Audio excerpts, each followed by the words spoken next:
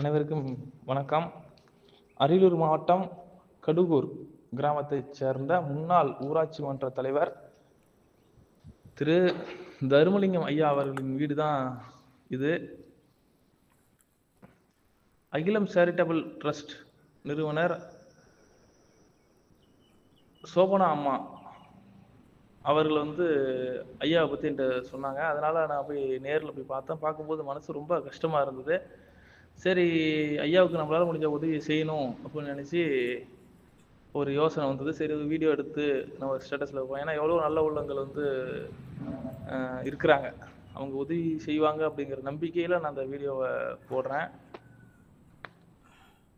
அதனால் தங்களால் முடிந்த உதவி ஐயாவுக்கு நீங்கள் செய்யலாம். அவருடைய வீட்டு நிலைமை பகுதியில் தான் தன்னுடைய மனைவி குழந்தைகளோடு வாழ்ந்துக்கிட்டு வராரு. உதவி செய்யுங்க. நன்றி, வணக்கம்.